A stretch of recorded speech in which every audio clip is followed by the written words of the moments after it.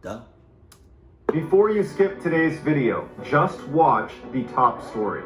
It's called Turn Around. Watch it start to finish so you can see the ending. And then once you've seen the ending, watch it again. It is so creepy when you know what was actually going on the whole time they were there. But before we get into today's stories, if you're a fan of the strange, dark, and mysterious delivered in story format, then you come to the right channel because that's all we do, and we upload 3, 4, even 5 times every week. So if that's of interest to you, please offer to spot the like button on their next set of bench press, and then as soon as they start to fatigue, walk away. Also, please subscribe to this channel and turn on all notifications so you don't miss any of our weekly uploads. All right, let's get into today's stories.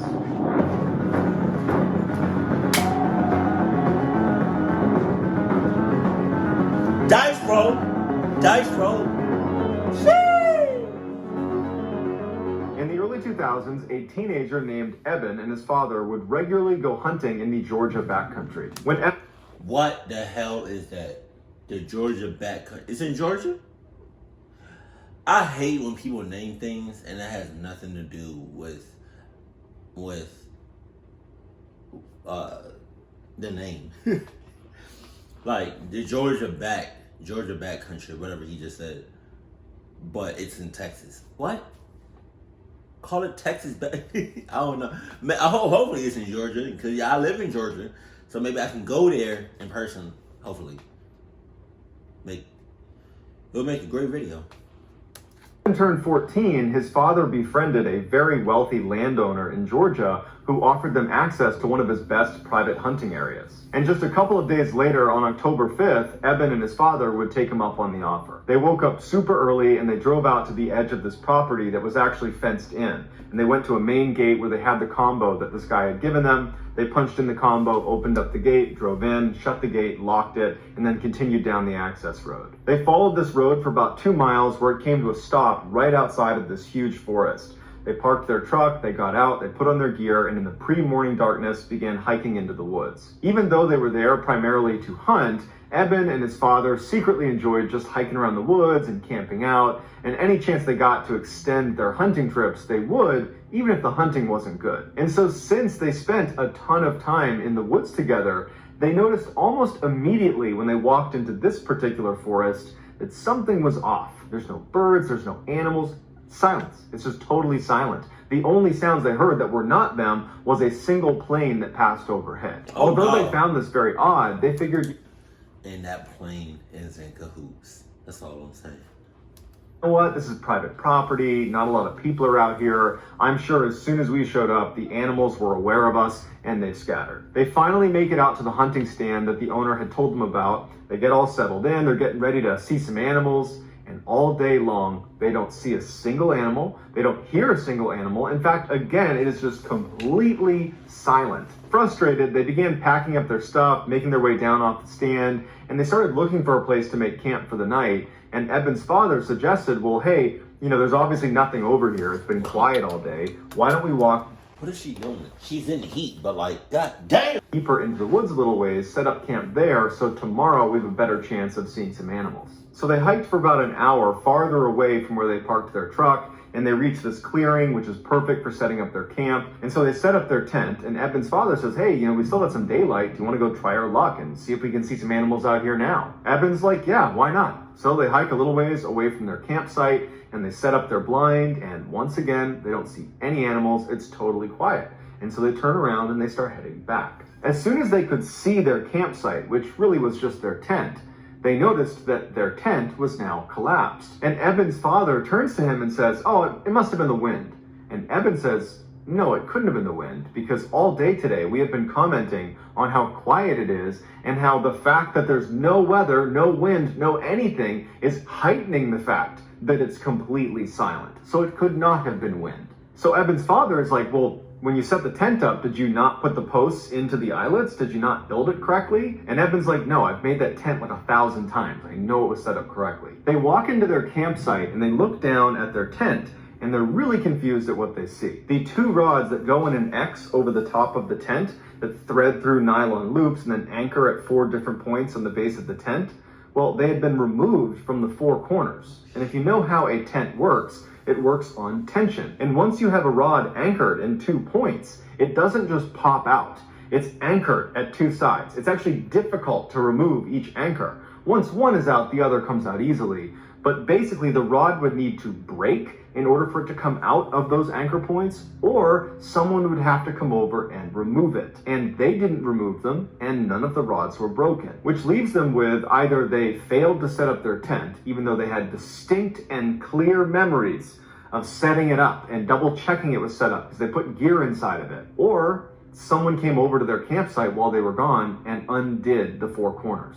They decide, you know what, it can't be some stranger coming over here because we're the only ones with the gate combo. This is private property and no one could have been here. And why would they do that if they came to our campsite? Why would they randomly collapse our tent and then vanish? So it had to be us. We must have not made the tent. And while they didn't really believe that they had not made their tent, they convinced themselves that that's what happened because the alternative was just too bizarre and frankly terrifying to consider. So they build their tent and they make a little And I bet you that's what it was. fire and they stay up for a little while chatting before being tired and saying, okay, let's just go to bed. They extinguish the fire, they get in the tent, and they both fall asleep. A couple hours later, Evan wakes up suddenly and he's not sure if he's dreaming or not, but he thinks he hears someone laughing a couple hundred meters behind their tent off in the woods. Evan instinctively turns to make sure his dad is still in the tent with him, and he is. And then Evan starts listening really intently to what's happening outside. And all he can hear is silence, like it's been since they got in the woods. He doesn't hear any more laughter, and so he says, okay, I must have just been dreaming, and there wasn't any laughter out there, and eventually Evan goes back to sleep. Nice. A little while later, Evan wakes up suddenly again, except this time his dad is already awake and looking around anxiously. And Evan sits up and goes, what's going on? And his dad goes, and he goes, can you hear that? And Evan listens, and to his horror, he hears laughing. Oh my God. He wasn't dreaming before. Evan also realizes the laughter is not coming from the same area he heard it. It's now coming from the opposite direction, and it's a lot closer to them. Evan very quietly and carefully explains to his dad that he actually heard this laughter a couple hours earlier. And Evan's father turns to Evan and says, before we came out here, I asked the owner, should we expect any other hunters or campers or anybody nearby? And the owner said, this is private property and it's fenced in. There is not the owner is in cahoots. Not the owner is sus. no one there but you guys. Nice. After this revelation, they both turn their attention back to just listening because they're hoping this is just going to stop and whatever this is just going to leave. But it doesn't leave. They hear footsteps running towards them from way off in the forest, and it's so quiet, it's really easy to hear these footsteps. And whatever this is charging towards them. And then it comes to a complete stop right at the edge of their clearing. At this point, Evan is now grabbing onto his father. Evan's father is holding onto his rifle and he's getting ready to open the tent to confront whatever is out there. And right before he grabs the zipper, this person, whatever it is, starts laughing again. And it's practically right on top of them. It's so loud. They can hear it clear as day right there, right outside their tent. And Evan's father takes a deep breath. He grabs the zipper, and as soon as he begins moving it, the sound the zipper made causes the laughter to stop. They don't hear footsteps, so they know probably something's still out there. But the laughter stops like it's recognized that they're making noise. They're right there. There they are. They're in the tent. Evan's father freezes with his hand on the zipper, and he's debating whether he should go outside or not. And before he can even make that decision, whatever this thing is turns around and runs back into the woods, and it's just gone. And for several minutes, they just sit like that in total silence, praying that whatever this is gone for good. And after several minutes, when they don't hear anything, there's no more laughing, there's no more running, Evan's father re-zips up the tent, puts his hand back down, and they're both left just sitting there thinking, what the heck just happened? Evan and his father would stay up all night, and they would barely speak, because whatever this thing was had heard them when they moved the zipper. And so they were really afraid of making any sound, even little sounds, because it's so quiet, sound travels really far, and they don't know who or what is out there. And so in silence, holding their guns, they're just waiting for the sun to come up. And as soon as it did, they were up and out of there, literally running out of the forest, checking over their shoulder the whole time, all the way back to their truck. And so to this day, they have no idea who or what the heck was running around out there. And they told the owner of the property about it, and the owner just said, it's not possible. We have a totally gated in private piece of property, and there are cameras watching the only entrance. And you are the only ones that went in or out over that time period. And prior to that, we monitor this property. Nobody else was in there. So It was either paranormal or the owners were in on it. In the summer of 2013, a young woman named Katie and her father decided to go camping at one of their favorite campgrounds in the Sierra Nevada mountain range.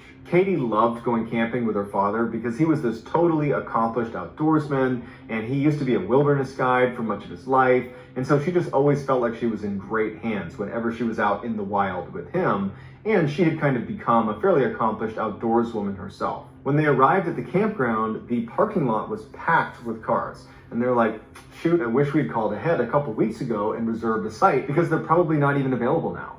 But they went to the front desk and they were like, you're in luck, we have one available, but it's the one that's way over there. There was this one campsite that was kind of isolated from the rest of the campground. Wow. Far away from the bathhouse, it was far away from where you go swimming, and it was far away from the parking lot. It was just like really inconvenient. And whenever they came camping here, it was like the one site they didn't want to use. But beggars can't be choosers. They were happy to even have a site. And so they drove all the way down this little road into this very isolated campsite, kind of in the middle of this forest. Once they got there, they began setting up their respective tents because they were not going to be staying in the same tent.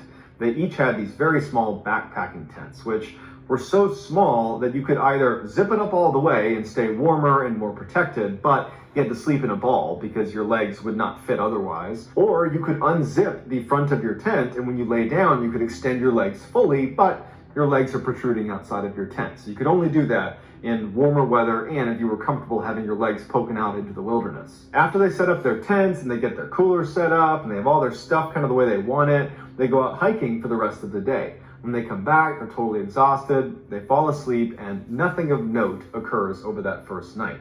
The next day they get up, they go back out, they go hiking all day all over again, and they come back that night and they are totally exhausted again. And they get into their tents and they go to bed. And this night, something of note would happen. At about 3 a.m., Katie wakes up and she 2 a.m. and 3 a.m. There's footsteps walking towards the campsite from a little ways off. They're in the woods somewhere. And she's thinking, okay, it's got to be my father because he's diabetic and every night he gets up to go to the bathroom maybe 3-4 times. And he probably was just walking to the bathhouse and now he's walking back. But she realizes the bathhouse is over here, not over here. So what is he doing walking towards the campsite from this side? The footsteps come out of the tree line, they come into the clearing that is their campsite, and they stop about 2-3 meters outside of Katie's tent. Now there were no windows on Katie's backpack tent, there was just little vents at the front and the back that kind of pointed down, and so she couldn't see out anyways, and there was no illumination out, so you can't even pick up a silhouette. It's just total darkness out there. She can't see who's out there. She can only hear them. But she's thinking, okay, maybe my dad got lost coming back from the bathhouse because he didn't have a flashlight and he walked too far. That's possible. Or, he could have decided to relieve himself just in the tree line, even though he's not known to do that. He's a guy that goes to the bathhouse. And so she's running through these scenarios that are convincing her that, oh, that's just my dad. But what she really wants to hear is that person walk away from her tent and get into her father's tent, because that will confirm in her mind that that was her father.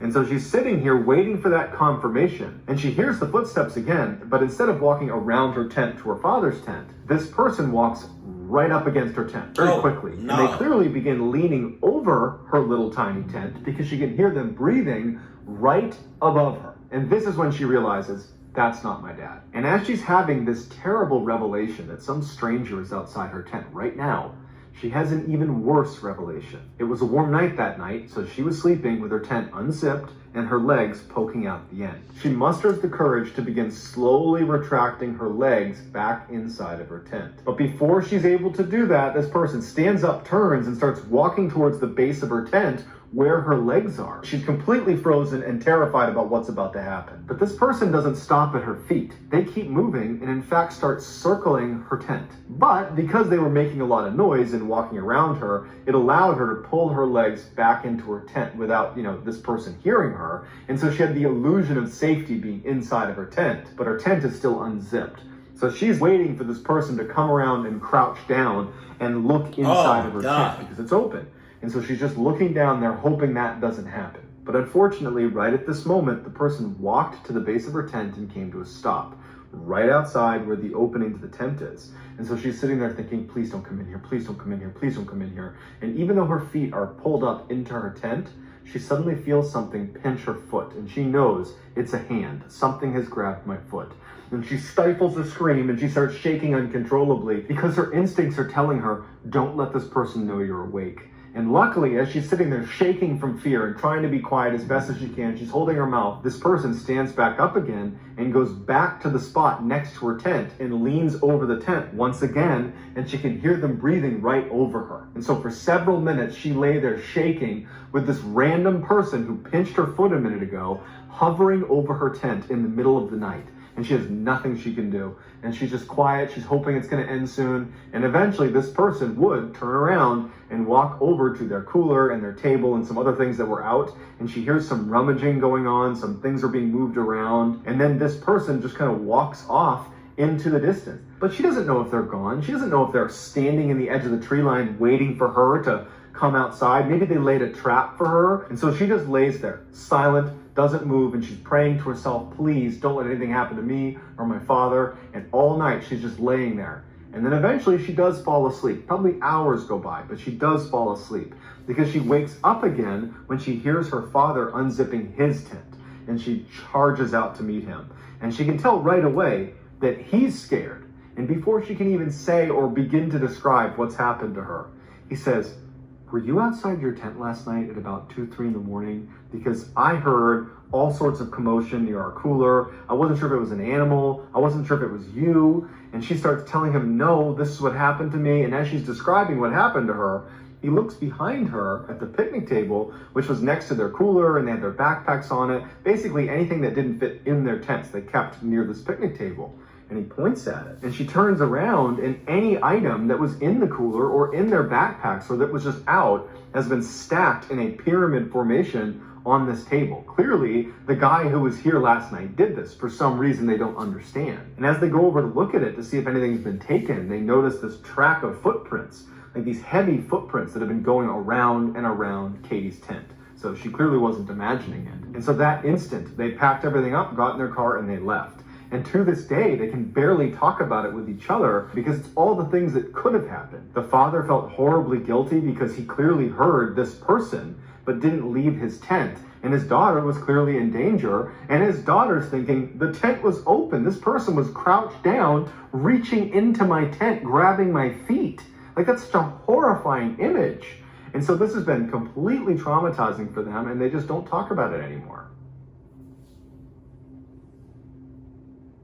From the 1950s until present, a Canadian family has owned this very isolated cabin in the middle of the Ontario backcountry. It was the only property on this very small lake. There was 2 others across the lake, but they were pretty far away. And with the exception of the side of the cabin that was facing the water, the rest of it was surrounded by really dense forest that went on for quite a while. About 2 miles away from this cabin, on the other side of this dirt road, was this huge wildlife reserve that was pretty much just a huge forest that was protected. And anytime the family was visiting this cabin, the kids would at some point go into the reserve and go explore. In 2001, when the family was at the cabin, the kids were across the road over at the reserve, and they decided to walk down this particular trail that they hadn't seen before, and they just started walking. And for about 30 minutes, they're seeing new areas they hadn't seen before, and then they come to this clearing, and there's all these abandoned houses. At first, there was a little debate about whether these were actually abandoned because they did look like they were in pretty good condition. But when they walked a little bit closer, it became very clear that nature is reclaiming this land. Grass is up to your waist.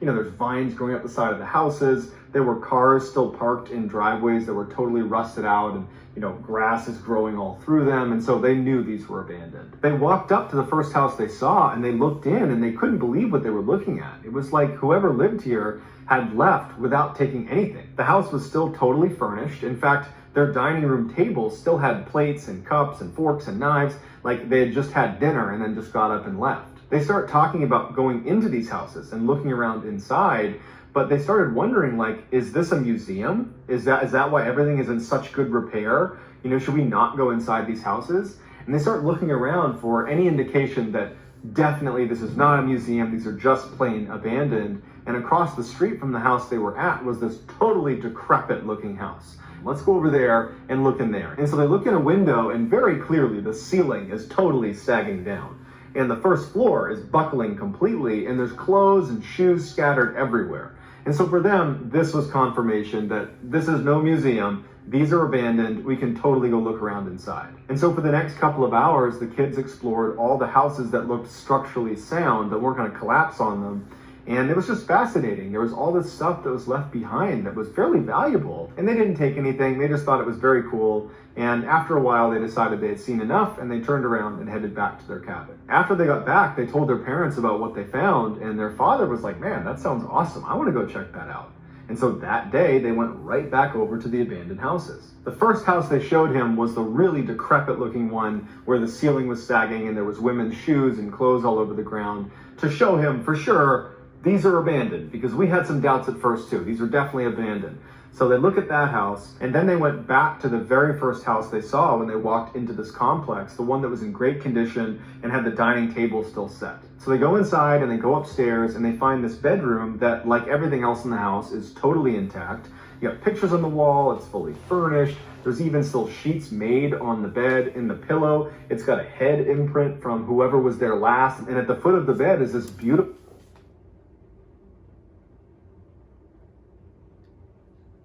Now, a head imprint? But it's supposed to be abandoned. Nope. fur coat. And the father walks over to it and he looks at it and he's like, this is real fur. This is a really expensive coat. I want to take this for our family. But before he took it, he had a hesitation. Is this really abandoned? You know, if someone had been here, they would have seen footprints all over the house just because there's grime all over the ground. And they can clearly see their footprints from where they've just come in. And he's like, no, this is just a weird situation. It's definitely abandoned and finders keepers. But it's and not. So he picks up the jacket and he says, I'm going to give this to mom after I clean it up. And so with the jacket in hand, the father and the kids explore the rest of the house. And when they go outside, they realize it's starting to get late and it's probably time to head back. And so they turn around and they start walking away from these houses towards their cabin. And they get about 50 or 60 meters away when one of the kids said he just had this weird sense that they were being watched. And so he turns around and he's shocked when he sees there's an old woman standing in the bedroom that they had just been in, where the fur coat was. Hell She's got a no! loose bun on the top of her head. She's got this blue shawl on her shoulders over a cream blouse, and she's glaring at them. When the kid saw this woman, he made an audible gasp, and the rest of the group turned around too and saw this woman in the window. And the feeling was guilt. They're like, oh my goodness, we just stole from this poor woman who lives in this abandoned house. And so right away, the whole group starts walking right back towards the house. They're going to give this jacket back. In fact, the dad is like, I'm so sorry. I shouldn't have taken this. I'm sorry. And as they're walking back towards the property, the woman in the window who hasn't said anything just turns around and walks back into the main part of the house. They can't see her anymore. And so as they're walking closer to the house, they're assuming she's going to come downstairs to retrieve this jacket that they've taken from her. And so they get right up to the front door, and the father is yelling to her, I'm sorry, where do you want me to leave this jacket? I can bring it into you. And they're kind of just waiting for her to come downstairs. And she doesn't. She's nowhere to be found. She's not making any sound. She's not indicating what to do. And so after waiting for a couple of minutes, the kids don't really know what to do, and they're kind of getting uneasy about the situation. And the father is still very confident that he just wants to give this back and make amends, make peace with her, say he's sorry. And so he walks inside. He tells his kids, stay here. I'm going to go give it to her. And he goes inside and he disappears upstairs. Oh, and then all of a sudden, no. from across the street in that decrepit house with the caved-in ceiling, they hear one of the second floor windows come slamming down. And at the same time, their dad comes charging down the stairs, no jacket with him, and he's saying, go, go, go. And the kids are spooked from the window getting slammed, and they start running away until they're about 100 meters away from these houses. And they stop, and they're panting, and they're out of breath. And the kids ask their dad, what happened? And he says to them, I looked everywhere upstairs and I could not find that lady. I don't know where she is. Either she's hiding from us or something, but I happened to be looking out at that other house. Something caught my eye. There was movement, and I saw another person in the second floor of that building that's falling apart. And I watched them slam the window, and then as soon as I did, I heard someone yell, get out. and I ran out after you guys. Now the kids and the dad are absolutely terrified and they want to leave, but they also want one more look at these buildings before they do. And when they had run away, they had stopped behind this big group of trees that obscured their view to the buildings. They were out of sight. And so they begin to peek their heads around the tree until they can see the building, and they can't believe what they see. Standing in the window of the fur coat room is not only the old woman, but also a very tall man who's holding her shoulders and is bending down because his head is too high to look standing. He's crouched down and he's looking out the window next to her, and they're both glaring towards them. The father and his kids are practically falling over themselves to sprint away and back to their cabin. To this day, that family has no idea who those people were, what they were doing there, how they were able to move around without making any noise and consistently hide from them and not leave any footprints. It was all very strange and terrifying stuff. And then the government ended up demolishing those houses almost immediately after they were there. And so they'll never get any answers because everything's gone. So that's going to do it, guys. Let me know in the comments what you thought of today's stories, and I will pin the best comment at the top of the comments section. If you enjoyed today's stories and you haven't done this already, please offer to spot the like button for their next set of bench press. And then once they start to fatigue, just walk away. Also, please subscribe to this channel and turn on all notifications so you don't miss any of our weekly uploads. If you want to get in touch with me, you can direct message me on Instagram or on Twitter. My username on both platforms is the same. It's just JohnBallen416. I also have a ton of content over on TikTok where my username is MrBallen. If you have a story suggestion, please submit it to our subreddit just called MrBallen. It's linked in the description below. So whether I see you on Twitter, Instagram, TikTok, Reddit, YouTube, or some combination, just know that I really appreciate your support. And until next time, that's going to do it. See ya. It was a spirit. Spirits. Cause you had me at the They looked at the bed. They saw the bed, but it was a head imprint. Come on. If it's abandoned, why is there a head imprint? There should not be no head imprint. Jesus. Right there. That's where I should have left and hauled ass. So it had to be us. We must have not made the tent. And while they didn't really believe that they had not made their tent, they convinced themselves towards them from way off in the forest. And it's so quiet. It's this one, the first one.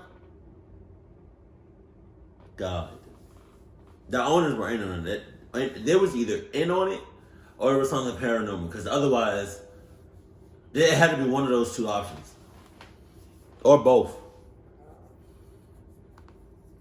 That's yeah. And then this one, the second. You could only do that in warmer weather and if you were comfortable having the second one, this one. Your legs poking out into the wilderness. I would not be comfortable have my legs or any part of my body just out in the open, especially in the wilderness in the forest.